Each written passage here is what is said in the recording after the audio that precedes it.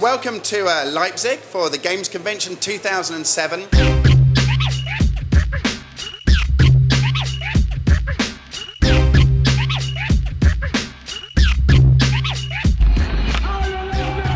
This is Gamereactor.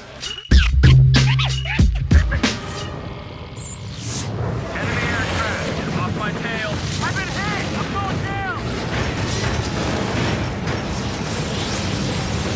Enemy Territory Quake Wars, it's a brand new title from id Software, the developers of Doom, Quake and Wolfenstein, being developed by my company, Splash Damage, over in London. Convoy Delta is good to go.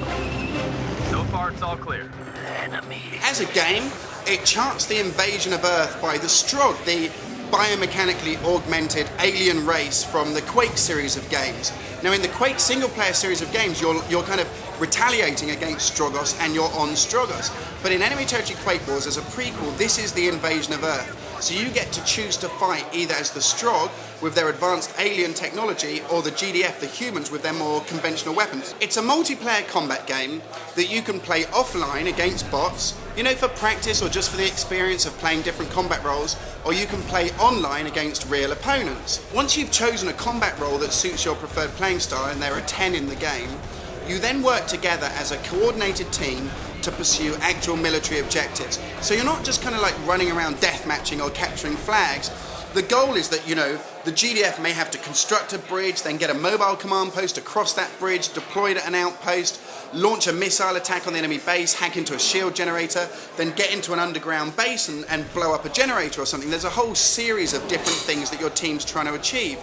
And as you progress through the level, the gameplay really changes. You'll have indoor environments where there's a real focus on infantry combat. Then you'll be fighting across opposite sides of a ravine, trying to get a bridge constructed. I think the best quote I've had, or the one that I like the most, and this obviously is my ego as well, is that I got told it's a bit like being in an action movie with your friends. I have a question from some of our viewers, and they want to know the differences between the Xbox 360 and the PS3, where we're talking about downloadable content, for example. Well, id Software have already announced that they're really committed to the ongoing support of the game. Over at Splash Damage, we're focused almost exclusively on the development of the PC title, so that's all we're doing right now is getting the PC version of the game finished. But once that ships, we'll be looking to do as much as we can to support the PC audience as well. I imagine with the Xbox 360 version of the game and the PS3, you know, they're slightly further behind in terms of development because they started later. Once they near the point where they're getting ready to ship, they'll then have plans developed for the content as well. But in terms of the game itself, it's brand new to all three platforms. So I guess a way to think of it is as a kind of simultaneous release. The fact is that obviously the interface is being tuned for the Xbox 360, so on the PC I can bind every one of my keys to different options. On the Xbox 360 I can do everything that I can do on the PC with my analog controller. So it works out really nicely across all of the platforms, and I think some of the features we've put into the game to make it more accessible, easier to understand, like the mission system that tells you exactly where to go, what to do when you get there, what your reward's going to be for success, means you can jump into the game whether you're a console player or a hardcore shooter fan on the PC and still know that you can contribute to the team and start to kind of develop an understanding of what it is that the team's trying to achieve, and while you're doing that, earn all kinds of cool rewards and upgrades and unlocks for your successes. How about differences between the controllers on the Xbox 360 and the PS3? Are you, like, for example, with the 6-axis, are you going to be using that?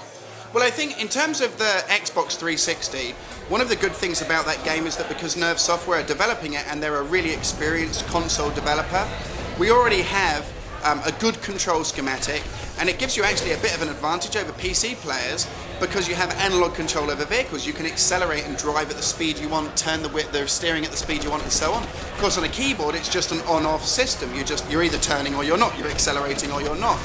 As for the differences between the Xbox 360 and the PS3, there are some subtle differences in the way that the controllers work, and I'm sure the developers are looking to take advantage of those to make sure that the community is really happy with them, but the decisions haven't been finalised because, it's really not at a point where that's the core focus for the game. Obviously, in terms of the challenges, the Xbox 360 is slightly closer in architecture to the PC, and that would explain why it's slightly further ahead in development. I think the really big thing about Enemy Territory Quake Wars that really makes it stand out from other games And now obviously the Quake universe is really compelling, and there's a whole bunch of pretty advanced technology, terrain rendering, networking and physics that have gone into the development of this game. But its really standout feature is the fact that you take on a combat role that really suits your playing style, pursue military objectives, and as you do so you really get cool rewards for the progress that you're making, and the result of all of this is this satisfaction you get out of playing as part of a coordinated team. In Enemy Territory Quake Wars, we reward heroic behaviour that leads to the other players having more fun too. What is your favorite moment in the game? Recently I've really been enjoying is running out onto a main road and planting down a couple of landmines.